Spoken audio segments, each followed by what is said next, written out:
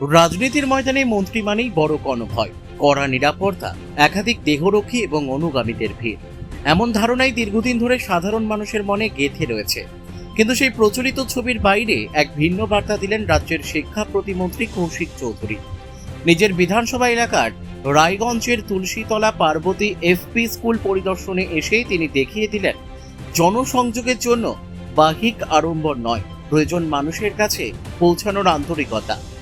মন্ত্রীর সফরকে ঘিরে কোথাও ছিল না অযথা জাঁকজমক বা বিশাল কনভয়ের প্রদর্শন, বরং একেবারে সাধারণ ও স্বাভাবিক পরিবেশে বিদ্যালয়ে পৌঁছে শিক্ষক শিক্ষিকা এবং ছাত্রছাত্রীদের সঙ্গে সরাসরি কথা বলেন তিনি। বিদ্যালয়ে গিয়ে প্রথমেই শিক্ষকদের কাছ থেকে স্কুলের বিভিন্ন বিষয় ও প্রয়োজনীয়তার কথা শোনেন। এরপর সময় কাটান খুদে পড়ুয়াদের সঙ্গে। তাদের পড়াশোনা, ভবিষ্যতের স্বপ্ন, মিড ডে মিল এবং বিদ্যালয়ের পরিবেশ নিয়ে কথা বলেন। শিশুদের সরল উত্তর মন দিয়ে শোনেন এবং তাদের উৎসাহিত করেন। কৌশিক চৌধুরী বলেন, শিশুরাই আগামী দিনের ভবিষ্যৎ। তাদের সঙ্গে সময় কাটাতে আমরা সব সময় ভালো লাগে। ওরা কি ভাবছে, কি স্বপ্ন দেখছে, কিভাবে পড়াশোনা করছে, এসব জানার চেষ্টা করেছি। মাঠে নেমে বাস্তব পরিস্থিতি জানাটাই আমার কাছে সবচেয়ে গুরুত্বপূর্ণ। রাজনৈতিক মহলের একাংশের মতে অতীতে বহু মন্ত্রীর সফরে সাধারণ মানুষের সঙ্গে দূরত্ব তৈরি হতো কড়া নিরাপত্তা ও প্রোটোকলের কারণে। কিন্তু কৌশিক চৌধুরীর এই সফরে দেখা গেল এক ভিন্ন ছবি। ক্ষমতার প্রভাব দেখানোর বদলে তিনি গুরুত্ব দিলেন বিদ্যালয়ের বাস্তব চিত্র জানা এবং মানুষের সঙ্গে সরাসরি যোগাযোগ স্থাপনে। মন্ত্রীকে এত কাছ থেকে পেয়ে খুশি শিক্ষক শিক্ষিকা এবং পড়ুয়ারাও। একজন মন্ত্রী যখন প্রশাসনিক দূরত্ব ভুলে সাধারণ মানুষের মতো বিদ্যালয়ে এসে কথা বলেন, তখন সমস্যার বাস্তব সমাধানের পথও আরও সহজ নয়।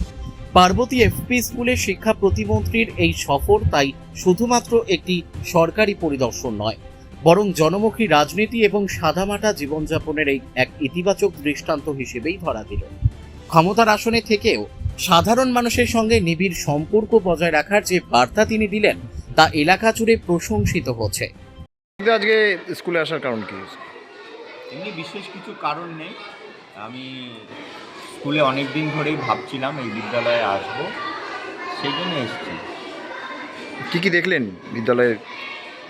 না, মূলত এখানে দেখতে এসেছিলাম বাচ্চারা কেমন আছে, বাচ্চাদের বিদ্যালয়ে আসার প্রতি আগ্রহ কেমন, মূলত এই বিষয়গুলো নিয়েই।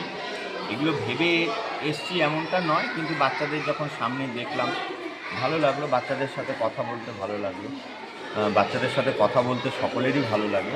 তো সেই সময় একটু আগ্রহ হলো বাচ্চাদের বিদ্যালয়ের প্রতি ভালোবাসা কেমন, আগ্রহ কেমন, কোন দিকটার বাচ্চারা ভাবছে, মূলত সেইগুলোই বাচ্চাদের সাথে আমার কথা হয়েছে। দপ্তরের দায়িত্ব পেয়ে এটাই আপনার প্রথম ভিজিট তো রাজ্যের মধ্যে? হ্যাঁ, একদম ঠিক।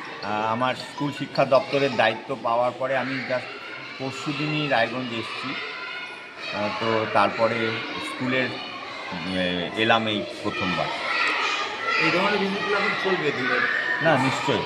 আমার খুব আগ্রহ আছে বাচ্চাদের সাথে ইন্টারাকশান করা, বাচ্চাদের সমস্যাগুলো বোঝা, ওরা সবচেয়ে বড় কথা ওরা কী ভাবছে সেগুলো বোঝার আমি খুব চেষ্টা করি। সেই আগ্রহ নিয়েই বাচ্চাদের কাছে বারবার যাওয়া। নিশ্চয়ই সেটা আমি বরাবর চেষ্টা করি। আমি নিজেও বিদ্যালয়ে পড়াতাম এক সময়, 93 থেকে 2003, 10 বছর এই ছোটো বাচ্চাদের সাথেই ছিলাম। তো সেই জন্য বাচ্চাদের প্রতি আগ্রহ অনেক বেশি আমার। তাদের পড়াশুনো বা শুধু পড়াশুনো নয়, ওরা কি ভাবছে, ওরা ওদের জীবন নিয়ে কি ভাবছে সেটা নিয়েও আমার খুব আগ্রহ। তো বাচ্চারা এমন নয় যে ওরা বাচ্চা বলে কিছু বলতে পারে না, ওরা ওদের সম্পর্কে খুব ভালো বলতে পারে।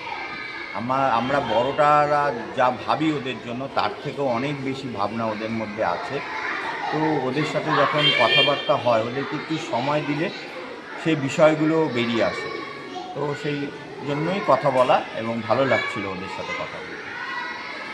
রায়গঞ্জ থেকে রামকৃষ্ণ দাসের রিপোর্ট, পুলিশ নিউজ।